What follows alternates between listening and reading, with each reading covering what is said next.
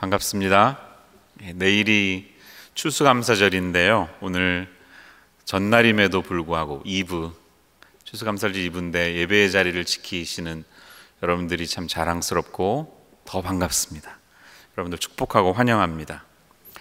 명절이 되었는데 마음속의 고향으로 사랑하는 가족과 친지들이 모인 그곳으로 가지 못하면 우리의 마음속에서는 을씨년스러운 가을바람이 불죠. 오늘은 다행히도 우기를 시작하는 가을비가 내려서 우리의 마음이 감사하게 채워져 있는 것을 봅니다. 지난 12월 8일 목요일 아침 이른 시간에 북가주의 뷰트 카운티에서 산불이 일어났는데요. 거의 2주일에 가까운 기간 동안에 나빠진 공기로 인해서 어려움을 겪으셨던 분들에게는 참 좋은 비가 아닐 수 없습니다. 이러한 우리의 감사의 마음도 산불로 피해를 당한 이재민들과 희생자들, 특별히 80명이 넘는 사망자와 아직도 찾지 못하고 있는 800여 명이 넘는 실종자들, 또 그들을 잃고 절망 가운데 있는 가족들을 생각하면 그런 우리의 마음은 미안한 마음뿐입니다. 감사절을 보내는 동안 우리의 마음이 그러한 형편에 놓인 어려우신 분들을 생각하면서 자족할 수 있는 마음, 또 기도하는 마음으로 이 명절의 시간을 함께 보냈으면 좋겠습니다. 오늘 이 본문의 13절 말씀은 이렇게 시작합니다. 이 사람들은 다 믿음을 따라 죽었으며. 여기서 말하는 이 사람들은 어떤 사람들을 말하나요? 그들은 누구입니까? 하나님을 믿는 믿음의 삶을 살았던 사람들입니다. 그러나 더 구체적으로 좁게 들어가 보면 이 본문 속에서 말하는 이 사람들은 어떤 사람들일까요? 히브리서 11장 믿음의 장에 등장하는 인물들을 말하죠. 4절에서 나오는 아벨, 5절에 나오는 에녹, 7절에 노아, 8절에 아브라함, 또 11절에 나오는 사라 등을 말하는 것입니다. 이 사람들은 이 앞에 나왔던 사람들을 설명했겠죠. 그러나 더 넓게 보면 앞에 거론된 사람들뿐만 아니라 뒤에 등장하는 인물들까지도 포함할 것입니다. 그래서 20절에 나오는 이삭, 21절에 야곱, 22절에 나오는 요셉, 24절에 모세, 그리고 31절에 나오는 기생 라합까지 다 포함하는 사람들일 것입니다. 이 믿음의 사람들에게 나타났던 공통점이 있다면 그것은 무엇일까요? 그들의 공통점.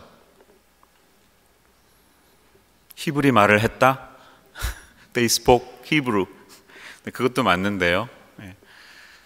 그들의 삶을 잘 우리가 추적해 보면 그들은 나그네로 살았던 사람들입니다. They were strangers, foreigners. 그들은 나그네의 삶을 살았습니다. 하나님과의 풍성한 교제를 누렸던 에덴에서 쫓겨난 이후로 인간은 영원토록 유리하는 나그네처럼 그런 유리하는 존재가 되었습니다. 본향에 대한 그리움을 사모하며 그들은 나그네가 된 것입니다. 형을 죽였던 그 살인으로 말미암아서 동생을 죽인 살인으로 말미암아 불행한 결과를 맺은 아벨로부터 시작해서 종착지를 알지 못한 채로 나아갔던 아브라함과 사라, 또 애굽 땅에서 나올 때 반드시 나의 뼈를 그냥 두지 말고 함께 가지고 나와라. 그렇게 해서 너희가 들어갈 약속의 땅에 내 뼈를 함께 가지고 가라. 이렇게 유언으로 남겼던 요셉. 또 애굽의 왕자의 자리에까지 올랐지만 그 자리에 머무는 것에 연연하지 않고 민족의 고난에 동참해서 이집트가 주는 모든 영화를 떠났던 모세에 이르기까지 생각해보면 이들은 모두 다 나그네로 그들의 인생을 살았습니다. 그렇다면 이 나그네라는 사람들은 어떤 사람들인가요? 우리는 누구를 나그네라고 말할 수 있을까요? 그들은 지금 내가 살고 있는 이 자리를 나의 고향이라고 생각하지 않는 사람들입니다. 현재의 자리가 내가 영원토록 머물러야 할 자리라고 생각하지 않는 사람들이 나그네죠. 우리 모두는 조국을 떠나서 해외 생활을 하고 있기 때문에 이 말이 무엇을 의미하는지 잘 이해하고 있습니다. 저 역시 그렇습니다. 저는 11월 말에 이민을 떠났기 때문에 특별히 요 계절이 되면 굉장히 센티멘탈해지는 경향이 있습니다. 가을이 남자의 계절이라고 해서 더 그런 것 같기도 합니다. 어느덧 이민 생활이 저에게는 29년째가 되었습니다. 제 인생의 과반을 넘어서 절대 다수의 시간을 이민자로 살아가고 있는 것입니다. 그런데 그 긴 시간을 제가 살았음에도 불구하고, 그래서 법적으로는 미국의 시민으로 살고 있음에도 불구하고, 제가 정말 이 땅 미국을 나의 영원히 그리워할 고향이라는 마음이 나에게 드는가 묻는다면 정직하게 생각해서 전혀 그런 생각이 들지 않습니다. 지난 여름에는 제가 중학교 1학년 때 만나서 교회 생활을 쭉 같이 했던 중학교 친구, 교회 친구가 제가 살던 집에 방문했었는데요. 함께 식사하고 이런저런 대화를 나누다가 제가 얼핏 그런 이야기를 나눈 것 같습니다. 패러프레이즈를 좀 해보면, 기억을 되살려보면, 나는 이렇게 옛날 친구들과 얘기하고 있으면 당장이라도 살던 고향 동네로 돌아가서 살고 싶은 그런 그리움이 나에게 있지만, 막상 또 그곳에 가게 된다면, 거기서 살게 된다면 거기를 내 고향이라고 생각할까? 아닐 것 같아. 세월이 흘러서 그냥 이렇게 떠돌이 인생으로 살다 보니까 이제는 어떤 장소도 나의 고향이라는 생각이 들지 않아. 그냥 나는 영원한 나그네 인생인 것 같다, 이런 말을 친구에게 했습니다. 저는 영등포구 신길동 출신인데요, 그 신길동에 몇 번 가보았습니다. 그런데 가보아도 예전에 살던 그 고향의 느낌이 전혀 남아있지를 않습니다. 그냥 지금은 아파트 숲으로 바뀌었고, 새로 정부로부터 받은 종교 부지에 깔끔하게 지은 예전에 그 모교회가 있을 뿐, 나의 추억이 담긴 그런 고향이나 그런 모교회는 더 이상 아니었습니다. 그 추억의 장소는 역사의 뒤안길로 사라졌고, 저도 모르는 사이에 이렇게 저렇게 저는 나그네가 되어버렸습니다. 시민권을 따기 전에 영주권자 신분으로 있었을 때 인상 깊은 단어 하나가 눈에 다가온 적이 있었습니다. 그 그린카드 다 기억나시죠? Permanent Resident Alien. 에일리언이라는 단어. 에일리언은 외계인이잖아요. 외계인. 에일리언이라는 영화 아시잖아요. 처음에 그게 단어가 화가 나더라고요. 내가 에일리언인가 정말. 근데 이렇게 성경적으로 참 이건 맞는 말이다 하는 생각이 시간이 지날수록 들어요. 아, 나는 에일리언이구나. 여기 발을 딛고는 있지만 크리스천의 삶을 넓게 보면 우리 모두는 다 이 땅에서는 에일리언이구나, 그런 생각을 하게 됩니다. 우리의 삶이 광야를 지나가고 있든지 홍해를 건너가고 있든지 아니면 이집트와 같은 낯설은 외국 어디에 발을 딛고 있든지, 그것은 우리에게는 나그네 인생이라는 것입니다.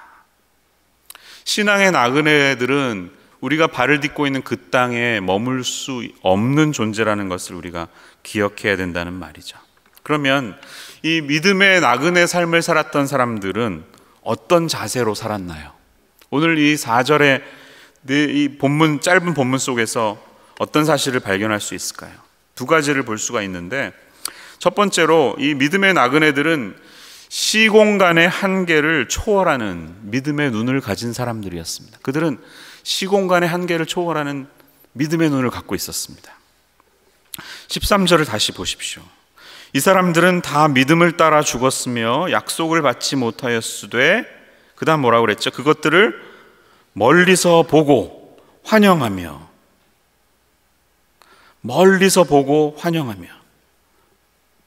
But having seen them and greeted them from afar. 멀리서 그 긴 안목을 가지고 약속된 것들을 지금 눈에는 보이지 않지만 그것들을 보았다는 것입니다. 그들에게는 일반 사람들이 갖고 있지 않는 현세를 초월한 믿음의 눈이 있었다는 얘기예요. 믿음이란 게 그렇습니다. 이 새로운 세계가 우리에게 열리는 것입니다. 하나님께서 우리 안에 들어오셔서 영의 세계를 열어주시면 새로운 세계가 우리에게 느껴지고 보이기 시작합니다.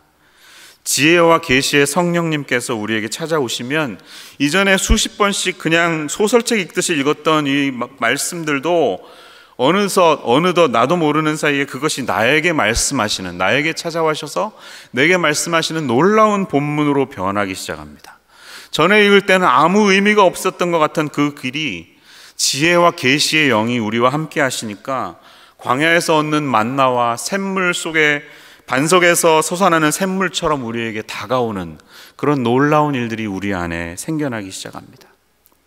지금 현재의 삶을 보면 우리에게는 전혀 그 약속한 것들, 약속한 땅이 보이질 않습니다. 마치 실향민이 된 것 같이 도대체 내가 가야 할 곳은 어딘가? 지금 발을 딛고 있는 이곳은 내가 살아가야 할 곳이 맞는가? 이런 질문만을 계속 던져줍니다. 갈 곳이, 내게 돌아갈 고향이 보이지 않는다는 사실은 우리를 절망에 빠뜨리죠. 한국에서는 댐을 짓느라 그 댐의 자리에 살고 있었던 마을을 정리하기 위해서 주민들을 다 이거시켰던 적이 있죠. 그리고 거기 충주댐 이런 댐들을 건설하면서 자신의 고향은 다 수몰지구가 되었던 적이 있습니다. 그분들에게는 자기의 고향의 위치를 알아도 갈 수가 없는 곳입니다. 그게 얼마나 인간에게 절망을 주는지 몰라요. 장소라고 하는 것, 어떤 플레이스는 인간이 인간으로서 살기 위해서 굉장히 필요한 요소입니다. 장소가 부여되지 않는다는 것은 인간이 인간성을 갖기가 어렵다는 말이죠. 그런 의미에서 실향민이 됐다는 것은 갈 수가 있는데 내가 가지 않는 것과 도저히 갈 수 없다는 것은 큰 차이가 있습니다. 수몰지구로 자신의 고향이 사라졌다는 그 사실은 마치 예루살렘이 다 무너지고 바벨론으로 끌려왔을 때 포로들의 심정처럼 이상하다. 하나님은 예루살렘에 계신데 지금 내가 뭐 하는 거지? 하나님 여기 계신 거야? 그럼 그 예루살렘에 돌아가야 되는데 성은 다 무너졌고 언제 돌아갈지는 알지 못하고 그런 식민지 땅에 끌려와서 포로로 살아가는 사람들의 그런 감정과도 아마 비슷할 것입니다. 도저히 돌아갈 찬스가 보이질 않는. 그러나 믿음의 사람들은 어떻게 합니까? 그렇다고 그 자리에 그냥 머물러 있지 않습니다. 진정한 나그네들은 시 공간에 갇힌 자신의 한계를 뛰어넘습니다. 그리고 그 한계를 뛰어넘은 새로운 시각을 가지고 하나님께서 약속하신 것을 먼저 내다보는 사람들입니다. 그 절망을 추스리고 마음의 연약함을 추스리고 자신의 본향을 사모하는 사람들입니다. 그래서 본문은 이렇게 말합니다. 그들은 멀리서 보고 환영하며 또 땅에서는 외국인과 나그네임을 증언하였으니 그들이 이같이 말하는 것은 14절 자기들이 본향 찾는 자임을 나타냄이라. People who speak thus make it clear that they are seeking a homeland. They are seeking a homeland. 내가 정말 가야 할 곳을 찾고 있구나, 사모하는구나. 그런 자세를 갖는 사람들이에요. 그들은 무엇을 내다본 것일까요? 땅? homeland, 그 땅? place이기도 합니다. 그러나 성경을 읽어보면 더 그것보다 깊은 것이 있습니다. 그들이 내다본 것은 단순히 어떤 하나의 장소, 미래에 가야 할 어떤 그 시간, 그것이 아니라 그것을 뛰어넘는 것이었습니다. 예를 들면 아브라함은 무엇을 내다보았을까요? 그가 바라보았던 약속은 무엇일까요? 단순히 하나님의 말씀처럼 너의 후손들이 민족을 형성해서 바다의 모래같이 많이 되고 네가 땅을 차지할 것이다, 땅의 주인이 될 것이다, 그 약속으로 그쳤을까요? 그렇지 않다는 것입니다. 예를 들어보면 요한복음 8장 56절을 볼 수가 있습니다. 한번 찾아보시겠습니다. 이것은요, 잠깐 찾아보고 다시 본문으로 돌아가겠습니다. 요한복음 8장 56절 같이 한번 읽어보겠습니다. 8장 56절 요한복음 시작. 너희 조상 아브라함은 나의 때 볼 것을 즐거워하다가 보고 기뻐하였느니라. Your father Abraham rejoiced that he would see my day. He saw it and was glad. My day. 예수님의 때를 미리 보고 기뻐했다는 것입니다. 하나님이 아브라함에게 찾아오셔서 네가 내년 이맘때 아들을 낳게 된다? 그래서 너무 좋아했죠. 너무 기뻐가지고 막 웃었습니다. 근데 단지 그가 좋아했던 것은 늙음악한 나이에 늦게 아들을 낳아서 후손이 이어진다는 그것이 아니라 그 후손 가운데 누가 오느냐, 그리스도께서 오셔서 장차 천하 만민을 구원하실 메시아가 되심을 바라보고 그것을 미리 내다보고 기뻐했던 것입니다. 특별히 아브라함이 하나님 말씀에 순종해서 이삭을 번제로 바쳤을 때 그 일이 있고 나서 하나님께서 내 씨로 말미암아 천하 만민이 복을 받으리라 고 축복하셨던 것처럼 그 씨는 바로 예수 그리스도이심을 그는 확신했던 것입니다.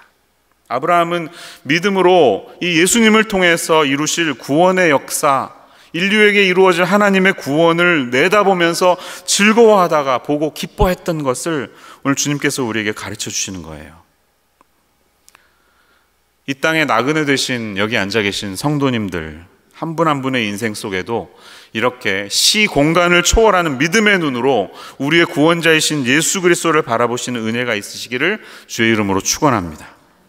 그 믿음을 통해 우리에게 주어질 그 약속의 땅을 바라보시는 여러분 모두가 되시기를 축원합니다. 나그네로 살아가는 사람들의 삶의 자세를 보면 초월하는 믿음의 시각이 있었던 것뿐만 아니라 두 번째로 그들은 더 나은 본향을 사모하는 사람들이었습니다.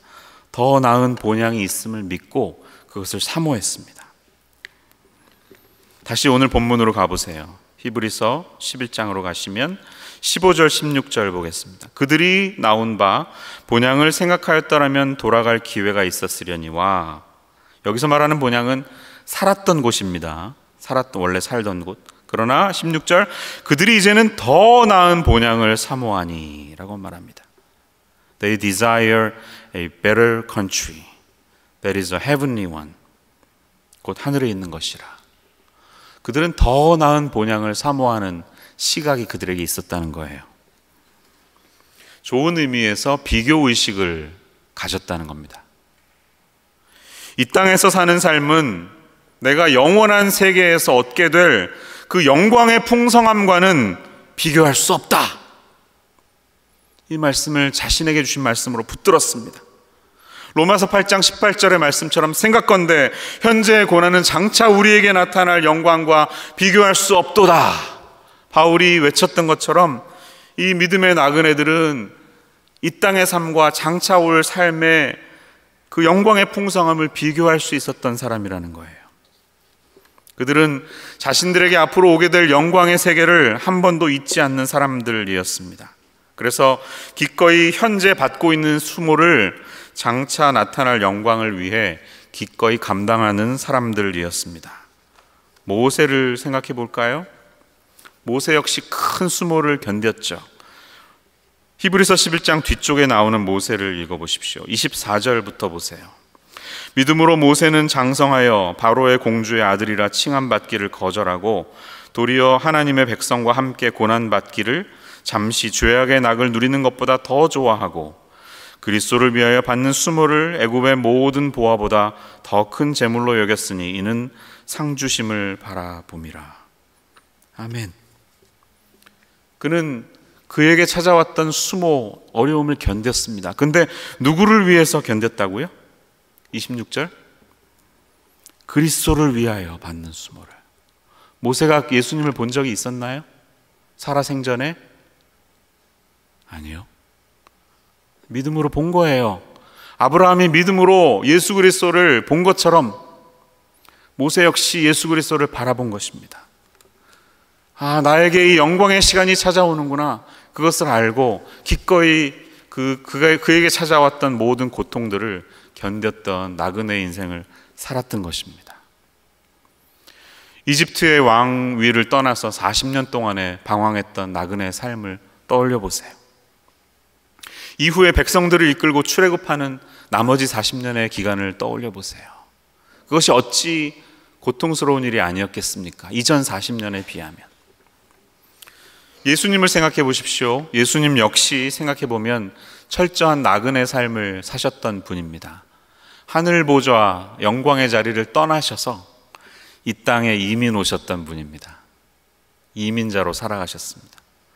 그리고 어렸을 때부터 부모님을 따라서 이리저리 도망 다니셨습니다.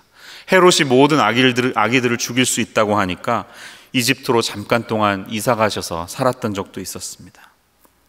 어렸을 때는 부모님을 따라서 명절 때마다 예루살렘으로 왔다 갔다 하는 그런 여행도 해보셨습니다. 12살 때 여행하셨던 이야기가 나오죠. 그뿐만 아니라 공생애를 하셨던 삶도 어느 한 곳에 머리 두지 아니하시고 계속해서 나그네의 인생을 사셨던 분이 우리 예수님이셨습니다.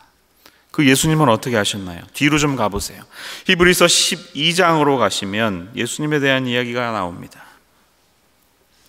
1절과 2절을 보겠습니다. 이러므로 우리에게 구름같이 둘러싼 허다한 증인들이 있으니 모든 무거운 것과 얽매이기 쉬운 죄를 벗어버리고 인내로써 우리 앞에 당한 경주를 하며 믿음의 주요 또 온전하게 하시는 이인 예수를 바라보자. 그는 그 앞에 있는 기쁨을 위하여 십자가를 참으사 부끄러움을 개의치 아니하시더니 하나님 보좌 우편에 앉으셨느니라. 아멘. 예수님 역시 자신에게 찾아올 기쁨을 위하여 십자가를 참으시며 부끄러움을 감당하신 분이라는 것입니다. 모든 나그네의 삶에는 이와 같이 감당해야 할 고난이 있고 그 고난은 우리가 장차 받을 영광의 시간과 장소가 있기 때문에 기꺼이 감당할 수 있는 것이었습니다. 지난주에는 한국의 알쓸신잡이라는 어떤 예능 프로가 있는데요. 알고 보면 쓸데없는 신비한 잡학사전인가 그렇습니다. 아마 보시는 분들도 있을 것 같아요. 저는 보진 못했는데 게시판을 보니까 막 네티즌들이 한동안 시끄러워요. 그 알쓸신잡에 여행 다니는 4명의 팀들이 부산에 여행을 갔는데 이제 부산의 명소를 다니다가 장기려 박사님이라고 고신대 병원 복음병원의 원장이셨던 그분의 기념관에 간 거예요. 그래서 이 장기려 박사님 이야기를 소개를 하니까 사람들은 들어보지 못했던 사람들이 많았기 때문에 한동안 막 시끄럽게 이야기하더라고요. 이분은 살아있는 성자다. 크리스찬 중에 이런 사람만 있다면 얼마나 좋을까. 이분을 지금 당장이라도 훈장 하나 줘야 된다. 막 시끌벅적했습니다. 이 시대의 위대한 성자라며 이야기했습니다. 그분을 모르시는 분들도 있을 것 같아서 제가 KBS에서 만들었던 짧은 그분에 관한 동영상을 한번 잠깐 같이 보도록 하겠습니다.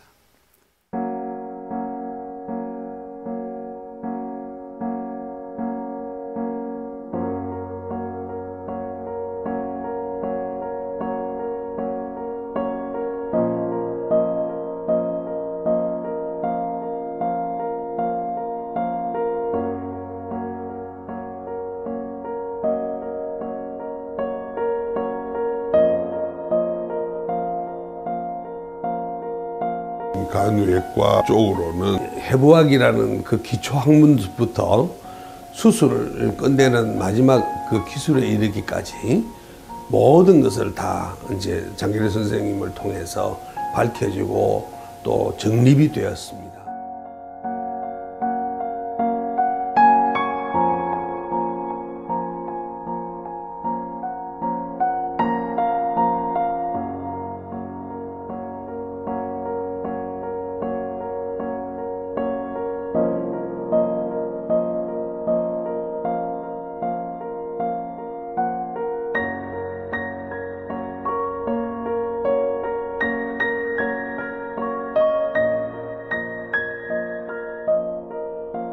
돈은 얼마 받지를 않았어요.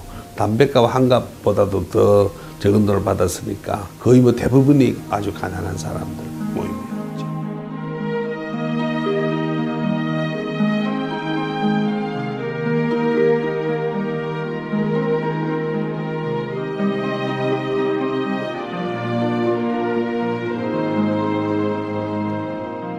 소천 되시기 바로 전에 제가 가서 뵀을 때 저희들에게 똑같이 말씀하셨거든요. 간디는 죽을 때 물레 하나밖에 없었다고 하는데 나는 아직도 가진 것이 많아.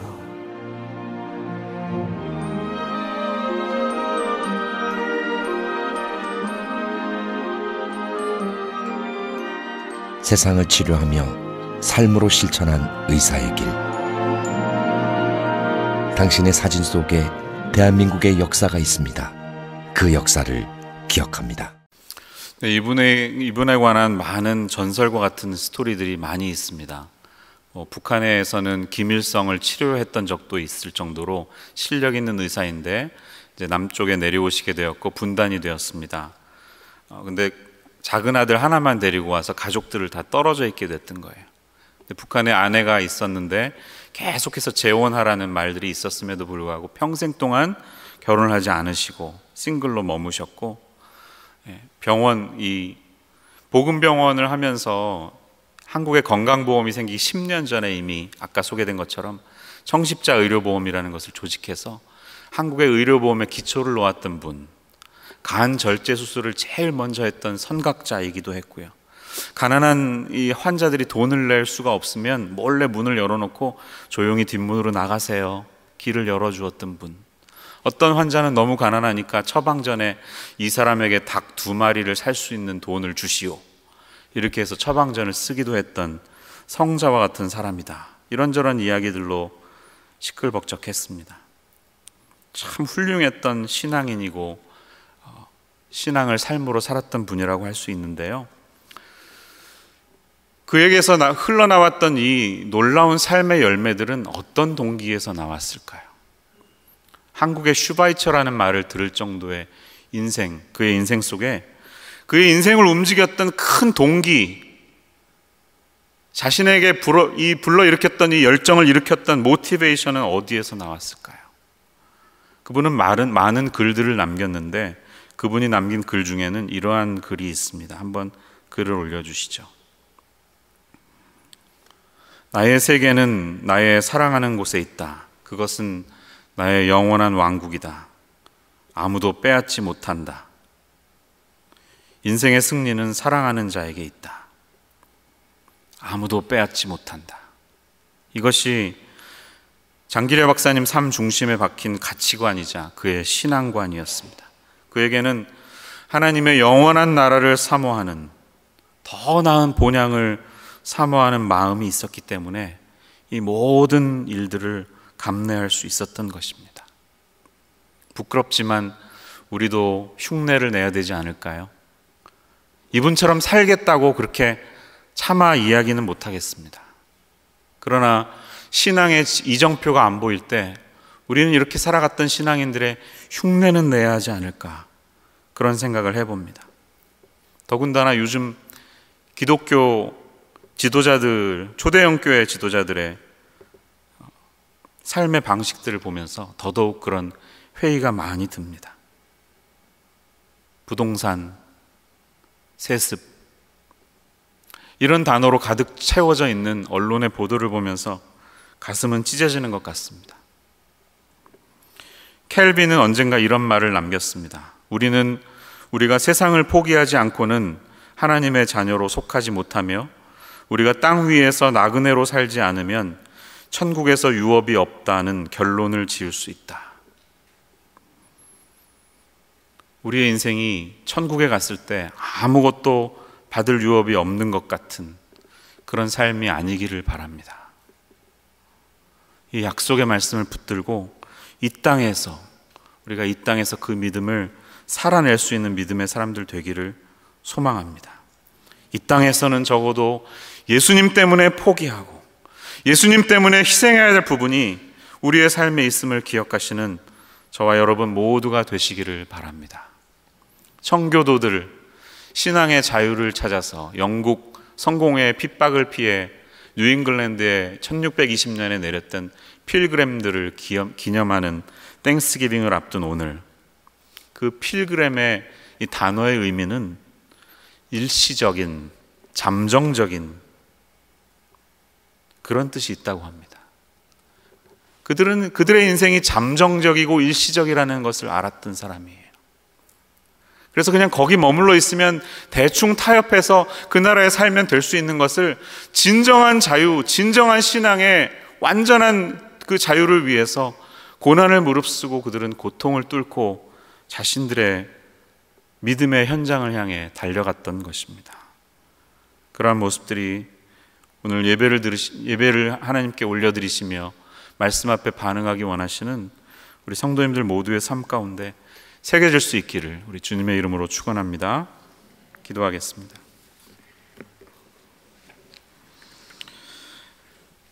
사랑의 주님, 2018년 땡스기빙을 앞둔 오늘 또 주님께서 주신 말씀을 저희들이 들었습니다. 한번 듣고 그냥 흘려보내는 시간이 되지 않게 도와주시고 우리에게 영원한 본향을 사모하는 마음이 있는지, 본향에서 얻을 영광의 풍성함이 있기에 현재의 삶에서 누릴 수 있는 것들을 기꺼이 포기하고 있는지 저희 자신들을 돌아보게 하옵소서. 그리고 우리에게 예수 그리스도를 통해 그 영광의 약속을 주신 하나님을 인해 감사하고 그것을 우리의 삶으로 살아낼 수 있는 저희들 되게 하여 주시기를 원합니다. 예수님의 이름으로 기도합니다.